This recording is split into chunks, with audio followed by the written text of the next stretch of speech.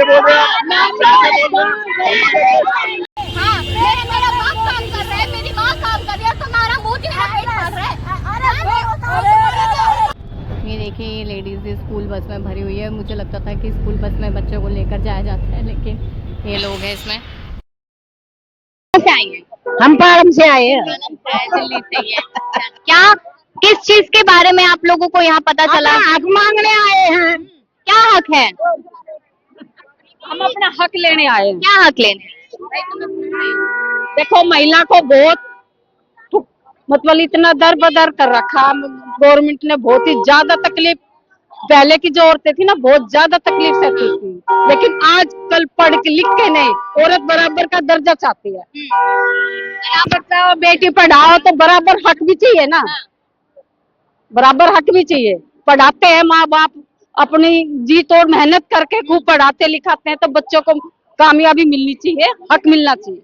तो वही मैं पूछ रही हूँ कि क्या हक आप लोगों को चाहिए? मतलब वैसे वैसे ही नौकरी चाहिए जैसे मर्द ले रहे हैं? नहीं, नौकरी नहीं चाहिए। जो 33% रिजर्वेशन है ना, वो होना चाहिए। मेन मुद्दा वही है ना हमारा। जब लड़की सब जगह बराबर है, हर फील्ड में इक्वल है, तो इसमें भी जो 30% डिसाइड किया गया था बिल में, तो वो होना चाहिए, बहुत जरूरी है। संसद में बात, राहुल गांधी ने कहा कि वो पूरी तरीके से सपोर्ट कर रहे हैं इस चीज। नहीं, देखो राहुल जी, आपने उनका बयान सुना? राहुल जी के कहने से नहीं बात बनेगी। देखो, सारे कितने सारे जो विपक्षी हैं, जितने, उन सब ने विरोध किया। This is very wrong. और आप ये बताइए, उनके अपने परिवार की, राहुल जी के परिवार की, हमारी इंदिरा गांधी जी भी थी, सोनिया जी भी हैं, प्रियंका जी है, उनके परिवार की कैसे लेडीज आ रही है? उनकी तो अपने आप आ जाएंगी, लेकिन जो साधारण लेडीज है वो नहीं आएंगी। और इधर परिवारवाद, अगर मैं देखो परिवारवाद की आप बात करें तो अमित शाह का बेटा जय शाह भी आईसीसी में है, ठीक है। राजनाथ सिंह का बेटा अलग है, परिवारवाद तो वहाँ चल रहा है। नहीं, लेकिन मंत्री बीच में नहीं है ना कोई। आप ये बताइए कि आप ये बताइए, सोनिया गांधी के बाद कौन क्या बना है? राबड़ी देवी बन गई है, प्रियंका गांधी बनी, ये क्या है परिवारवाद? विपक्ष है, तो वो अपने परिवार की तो ले आएंगे महिलाएं, दूसरों को नहीं आने देंगे। ये रॉन्ग बात है ना। ये बताओ, आप ये बताइए कि अगर भाई महिलाओं को आरक्षण मिलता है तो कोई जरूरी थोड़ी कि सारी महिलाएं भाई एक ही पार्टी के।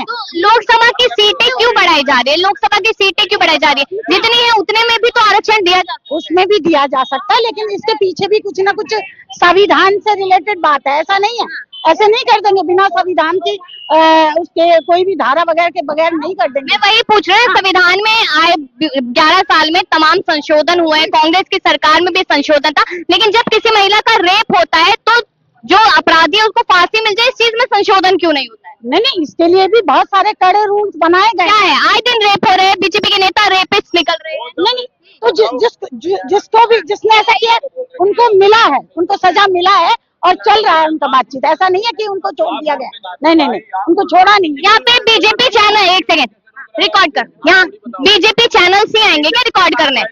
बीजेपी चैनल्स आएंगे? हाँ, क्वेश्चन नहीं, कौन सा क्वेश्चन? हाँ, कौन नहीं है? हाँ, होंगे, मैंने नाम नहीं लिया, चिल्ला कैसे रहे आप उस पे? आपने बीजेपी के नेता को रेपिस्ट कैसे बोल दिया? मैंने किसका नाम लिया? मैंने नाम लिया किसका? How dare you talk to me like that? How dare you talk to me like that? Who the hell are you? Vicky कौन है? तुम्हारी गोद में क्या टिकी हुई है? तुम बताएंगे क्या? कैसे बोल रहे हैं? हिंदुस्तान, राहुल गांधी हमेशा से नारी का अपमान किया, माँ और बहन के अलावा कुछ नहीं दिखा।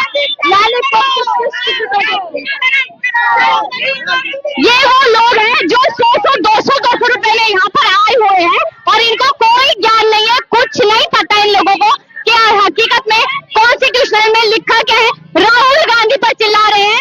राहुल गांधी देश का प्रधानमंत्री नहीं है। फर्स्ट ऑफ ऑल आप लोगों को पता होना चाहिए, जो तुम्हारा प्रधानमंत्री है वो क्या कर रहा है तुम लोगों के लिए।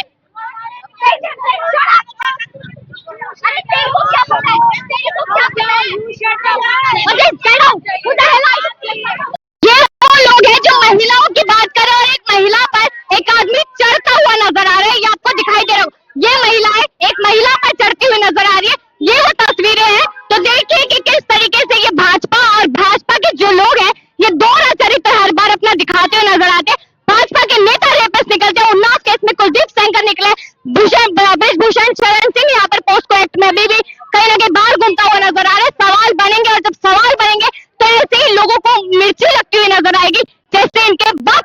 बोल दिया गया हो।